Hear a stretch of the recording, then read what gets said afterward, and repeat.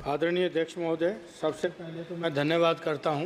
Camera मेरा ये first speech है, प्रथम बार मैं एमपी बन के आया हूं और मैं अपनी अमेठी की जनता का भी धन्यवाद करता हूं और साथ में गांधी परिवार का धन्यवाद करता हूं कि जिन्होंने मेरे को इस हाउस में आने का मौका दिया।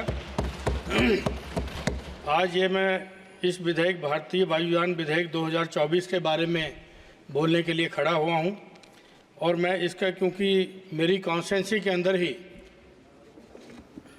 इगरुआ है, इंदिरा गांधी उड़ान एकेडमी है, और दूसरा हमारे यहाँ पे Rajiv Gandhi national aviation university है, और तीसरा हमारे यहाँ पे हिंदुस्तान एरोनॉटिक्स लिमिटेड का है। तो इसके अंदर ट्रेनिंग, सेफ्टी एंड मैन्युफैक्चरिंग, इन तीन के ऊपर मैं बोलने के लिए यहाँ पे खड़ा हूँ। विधेयक के अध्याय 4 के बिंदु LMN ने अपने प्रशिक्षण और प्रमाणन, ट्रेनिंग एंड सर्टिफिकेशन का उल्लेख किया है।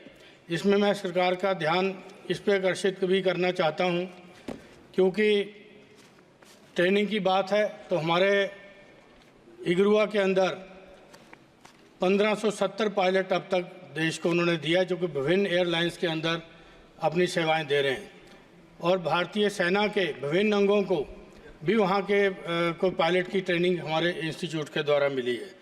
लेकिन बड़े दुख के साथ कहना पड़ता है कि यहाँ पे ट्रेनिंग की बात कर रहे हैं, लेकिन उसके अंदर जो कि 1985 में ये यूनिवर्सिटी 7 सितंबर को बनी थी। आदरणीय राजीव जी उस समय प्रधानमंत्री हुआ करते थे, उन्होंने, उनका ड्रीम प्रोजेक्ट था, उन्होंने शुरू किया था। लेकिन बड़े दुख के साथ ये कहना पड़ रहा है यहाँ पे कि उसका जो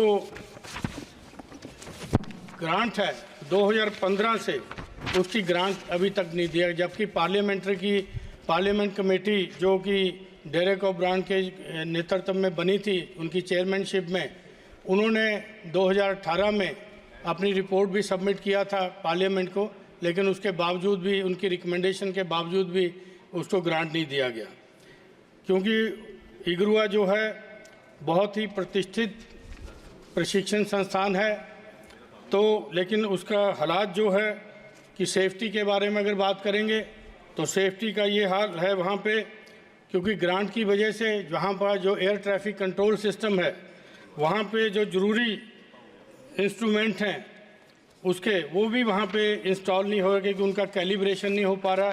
जब कैलिब्रेशन नहीं हुआ तो उसके कारण, क्योंकि उसके अंदर पैसा लगता है, तो उसका कैलिब्रेशन नहीं हुआ। मैं मंत्री महोदय से ये कहूँगा कि विधेयक के अंदर इस चीज़ों का भी प्रावधान रखा जाए कि नई ट्रेनिंग सेंटर बनाने से पहले जो एग्जिस्टिंग ट्रेनिंग सेंटर हैं हमारे, उनके ऊपर भी ये रखें कि उनकी ग्रांट्स प्रॉपर मिले उनको, और उसका भी सुचारू रूप से ये करें।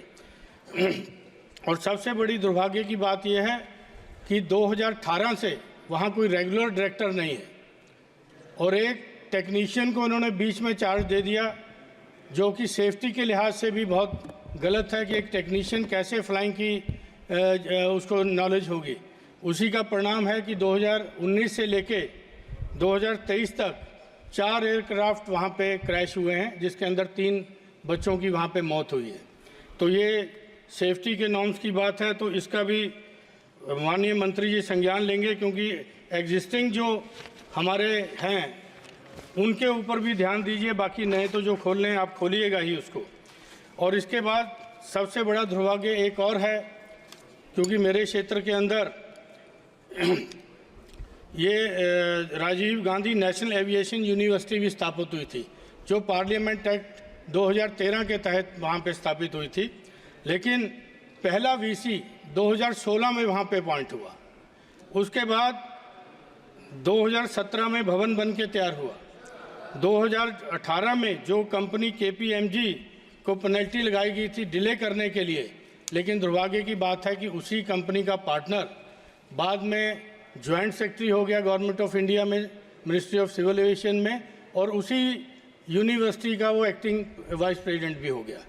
तो ये चीज़ें भी इस बिल के अंदर संज्ञान लेना चाहिए कि इस तरह के लोग आके खिलवाड़ ना करें, क्योंकि जो डिफ़ाल्टर है, जिसकी कंपनी वहाँ पे डिफ़ाल्टर हुई अपना कंस्ट्रक्शन में, वही आदमी बन के चला आया। तो उसके बाद मेरा 2019 में पहला रजिस्ट्रार वहाँ पे हुआ, 2013, 2019 6 साल आप लगा लीजिए। उसके बाद फिर 5 अगस्त 2019 को पहला वहाँ कोर्स लॉन्च हुआ जो पीजी डिप्लोमा एयरपोर्ट ऑपरेशंस का कोर्स है। तो वहाँ पे क्योंकि ये चीज़ें वहाँ हो रही हैं, जो कोर्स वहाँ पे चलने चाहिए थे अब तक, वो अभी तक वहाँ पे नहीं चल रहे। तो ये क्योंकि बहुत महत्वाकांक्षी ये पार्लियामेंट एक्ट के तहत ये बनी थी यूनिवर्सिटी और ये सेंट्रल यूनिवर्सिटी है, तो उसका संज्ञान मंत्री जी को लेना चाहिए। उसके बाद जो इसकी सेफ्टी की बात करेंगे तो यहाँ पे एक कोर्स शुरू किया गया था। वो कोर्स ये शुरू किया गया था कि वहाँ पे फायर सेफ्टी के लिए कोर्स शुरू किया गया था। उसके अंदर इंफ्रास्ट्रक्चर नहीं है, अभी कोर्स शुरू कर दिया गया।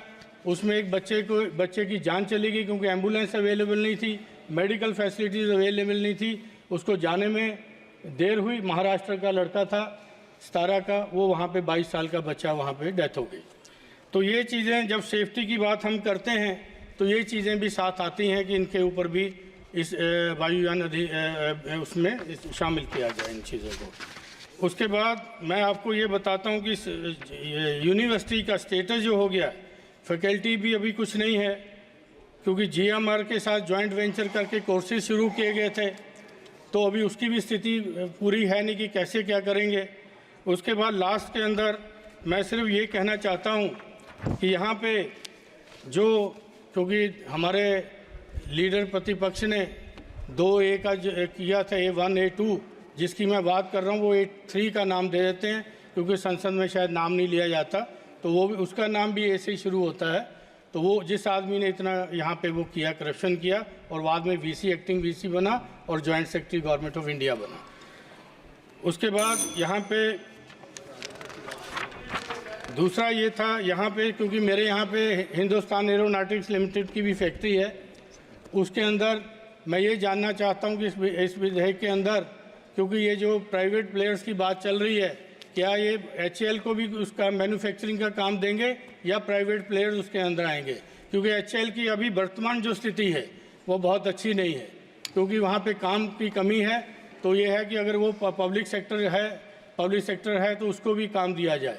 और बाकी क्योंकि मैं पंजाब से आता हूँ तो अमेठी मेरा संसदीय क्षेत्र है, तो पंजाब में आदमपुर जो हमारा हवाई अड्डा है वो NRIs का मेन गढ़ है, तो उस हवाई अड्डे पे नेशनल इंटरनेशनल फ़्लाइट्स भी अगर शुरू करेंगे तो अच्छा रहेगा क्योंकि NRIs बहुत से लोग जो हमारे विदेशों में रहते हैं वहाँ से जाते हैं।